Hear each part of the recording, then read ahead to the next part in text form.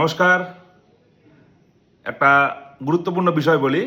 আমাকে অনেকে SMS করেছে যে স্যার ফেসবুকে এই অ্যাডটা পেলাম, জবের অ্যাড, আমি এটা কি ফেক নাকি অরিজিনাল না ঠিক। আমি ওনাকে কিছু বললাম না, আমি শুধু ওনাকে একটাই ঘটনা বললাম। ঘটনা আপনাদের বলে দিই। এরকম হয়, রিসেন্টলি একটা ঘটনা ঘটলো। কোনো একটা সোনা ব্যবসায়ী যে সংগঠন মানে একটা অর্গানাইজেশন, স্বর্ণ বিপণনী কেন্দ্র, ওরা একটা অ্যাড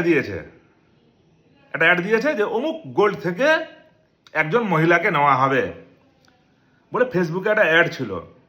ওই অ্যাডটা দেখে একজন ভদ্রমহিলা উনি কমপ্লেন করলেন, উনি পিটিশন করেছিলেন অনলাইনে, সবই তো অনলাইন, পিটিশন করেছেন এবং 4,000 4,500 টাকা কিছু একটা ডিপোজিট করেছেন। তারপরে ওনাকে একটা অ্যাপয়েন্টমেন্ট লেটার দিয়ে দেওয়া হয়েছে। তারপরে উনি সেই যে সোনার দোকানে উনি চলে গেছেন ওই অ্যাপয়েন্টমেন্ট লেটারের কপি নিয়ে, যে আপনাদের এখানে আমার আজকে জয়েনিং লেটার আছে। এবারে এনারা তো অবাক, কী ব্যাপার, কোথায় জয়েনিং, আমরা তো কোনো এরকম অ্যাডভার্টাইজমেন্ট ছাড়িনি। তারপরে ওখানে একটা ক্যাবাস তৈরি হলো, ওখান থেকে আমাকে ফোনও করেছিল।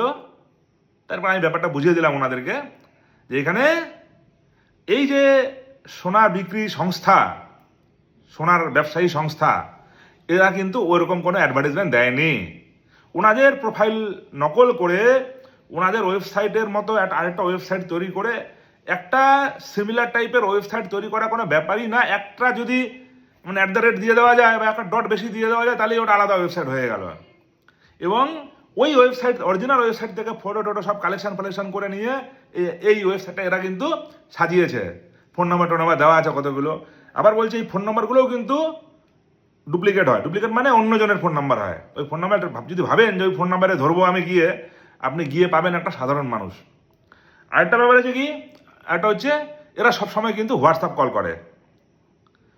কল করে, ঠিক আছে, যাতে যতটা পারা যায়। হোয়াটসঅ্যাপ কলও ডিটেক্ট হয় না তা না, ওরকম ভেবে লাভ নেই যে হোয়াটসঅ্যাপ কল করলে পাবে না আমাকে, ওটাও পারা যায়। হ্যাঁ, তবু এই ধরনের যদি কোনো ফেসবুকে অ্যাড থাকে যে এই জায়গায় লোক নিচ্ছে, এই সংস্থায় লোক নিচ্ছে, এত টাকা সিকিউরিটি ফি দেন, এত টাকা দেন, আপনারা কিন্তু ভুলেও ওই ফাঁদে পা দেবেন না। কারণ দরকার পড়লে আপনারা যান, যেই ভদ্রমহিলার কথা বলছি ওনার ওই শহরেরই দোকান, কিন্তু উনি যাননি, উনি ঘরে বসে আছেন। ঘরে বসেই 4,000 টাকা পে করে দিলেন। যেদিন জয়েনিং লেটার, সেদিন উনি জয়েনিং লেটার নিয়ে উনি গিয়ে ওখানে হাজির যে আমার এখানে চাকরি হয়েছে, এই যে আমার অ্যাপয়েন্টমেন্ট লেটার। অথচ তার বাড়ি থেকে কিন্তু 2 কিলোমিটার ডিস্টেন্স। একটু ফিজিক্যালি গিয়ে যদি হ্যাঁ সত্যি কি আপনারা এরকম ছেড়েছেন, আমি তাহলে এখানে কাজ করতে আগ্রহী আছি, ফিজিক্যালি ভেরিফিকেশন করতে হতো ওনাকে।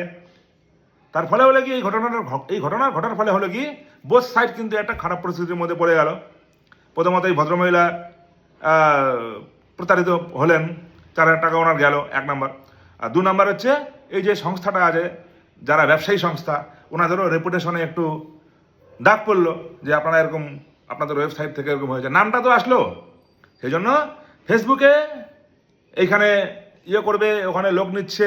কেউ যদি পার্সোনালি কোনো করে থাকে, অনেক সময় হয় যে কোনো একজন অ্যাডভোকেট হয়তো একটা অ্যাড দিলেন যে আমার একজন অ্যাসিস্ট্যান্ট লাগবে, বা কোনো একটা দোকান থেকে দোকানে কাজের জন্য লোক লাগবে বলে দোকানের মালিক যদি নিজে দেন, তাহলে ওর সঙ্গে আপনি সঠিক কমিউনিকেশন করে যেতে পারেন। কিন্তু ফেসবুকে যে জবের যে ইয়েগুলো আছে, এটা কিন্তু ভেরি বড় স্ক্যাম আছে একটা।